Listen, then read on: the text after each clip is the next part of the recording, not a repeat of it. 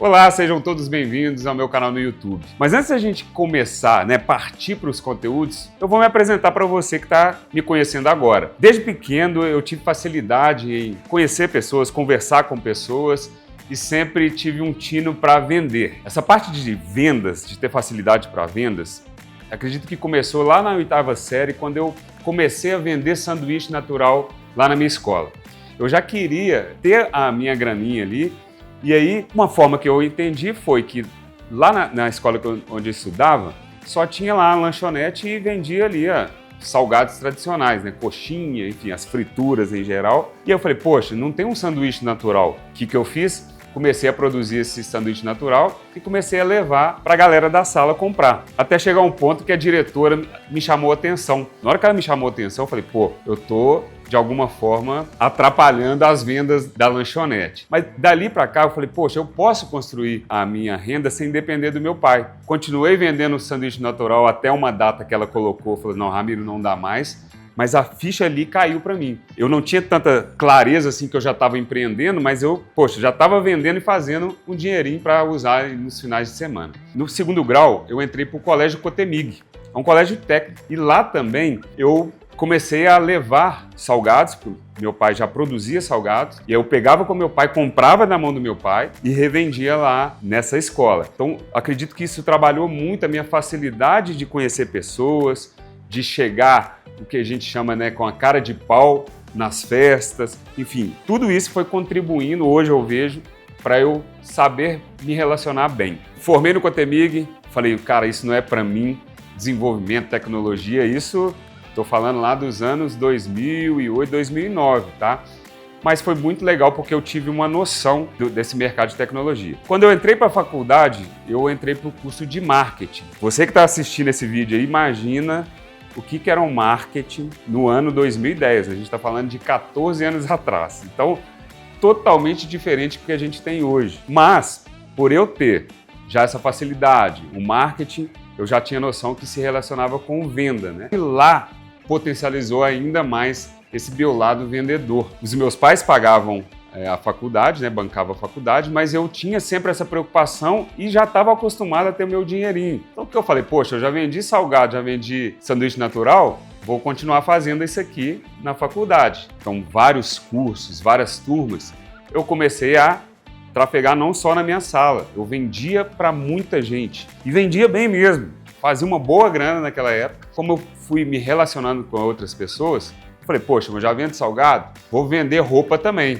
Comecei a vender roupa. Então, eu ia para São Paulo, comprava roupas lá no Brás, 25 de março, voltava para a faculdade, chegava na hora do intervalo ali, eu abria a sacola, eu era sacoleiro mesmo, e aí vendia para a galera. Isso fez com que eu conhecesse ainda mais gente. Bom, vendia roupa, vendia sanduíche natural e eu estava ali ganhando meu dinheiro. O que começou a acontecer? Eu comecei a produzir eventos, festas para a faculdade. Formei em 2004, na faculdade de marketing, e falei, e aí, o que eu vou fazer?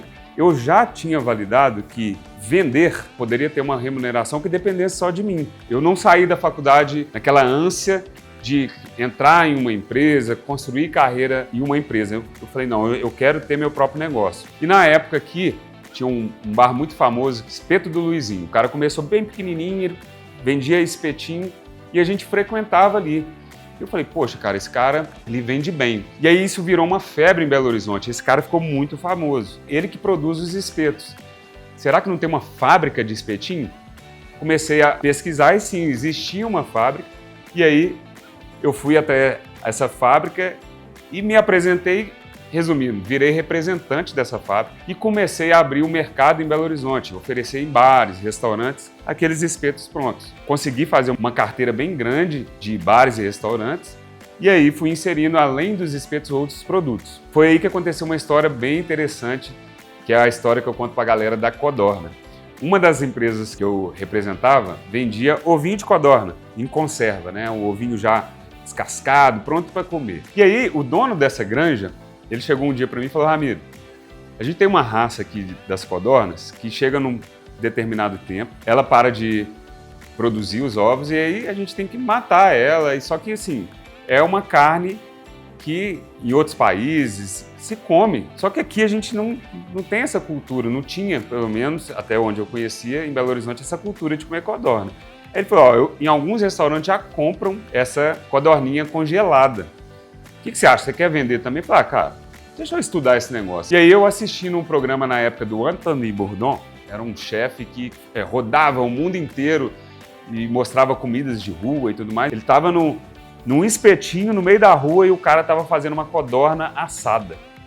Eu falei, tá aí, cara, vou testar esse negócio. Peguei as codornas e como eu já tinha clientes que já vendiam espetinhos, eu comecei a ir e mostrar esse produto e fazer degustações. Resumindo, vendia-se na época 20 quilos, eu lembro até hoje, eram 20 quilos por mês dessa codorna. E aí, depois de um trabalho que a gente começou a fazer, degustação, e implantar nesses clientes que eu já tinha, a gente chegou a um resultado bem rápido de 1 tonelada de carne de codorna por mês.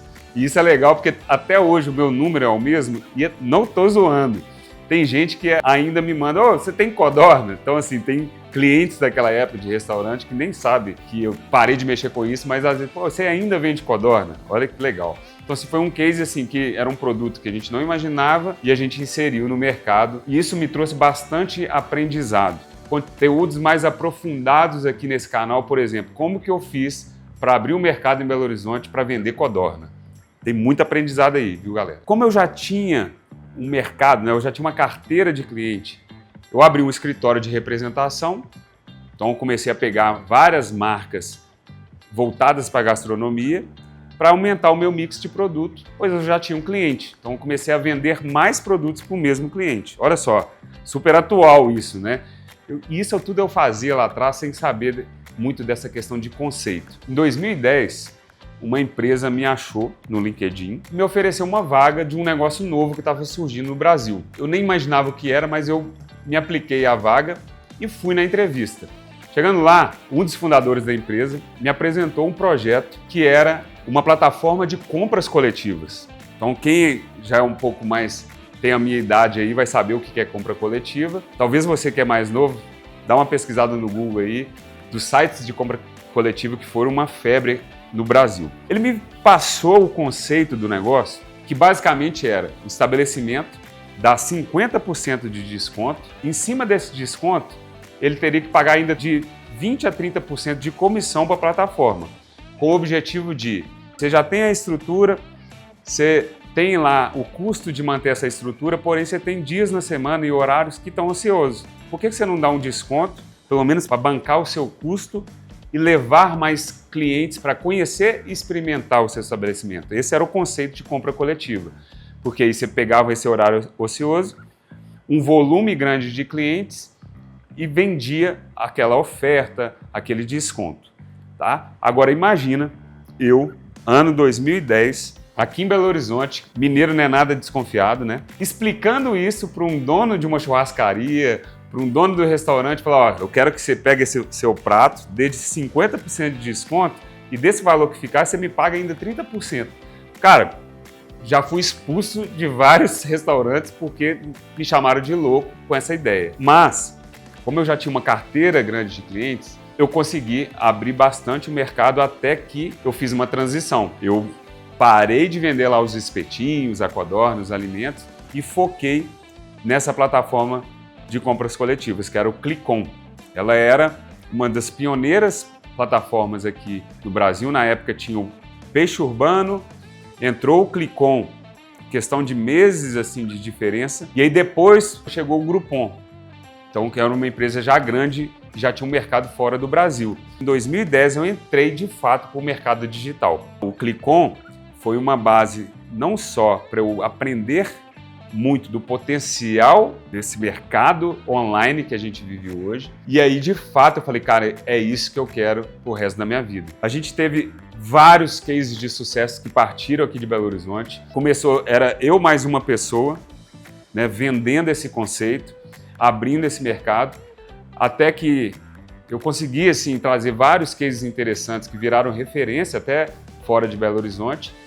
E aí eu montei uma equipe, então assim, a gente começou em Belo Horizonte, depois foram para várias cidades em Minas Gerais, a gente chegou a ter quase 20 pessoas na equipe, nessa cidade. Foi muito legal porque foram 3 anos de muito aprendizado e abertura de mercado de um conceito de negócio que foi muito sucesso no Brasil naquela época. Depois que eu saí do Clicom, agora eu vou pensar e vou procurar um mercado para eu entrar no digital, mas eu quero fazer isso com calma. Eu quero desenvolver ou entrar em uma empresa que eu me identifique. Mas o que eu faço hoje, eu vou te contar no próximo episódio, que é exatamente sobre como nasceu a primeira plataforma de print on demand do Brasil, a Montink. Então é isso, eu peço que você deixe seu like, comente aqui abaixo o que você achou dessa minha trajetória, o que você gostaria de ver de conteúdo nesse canal e vamos junto. Valeu? Let's Preach!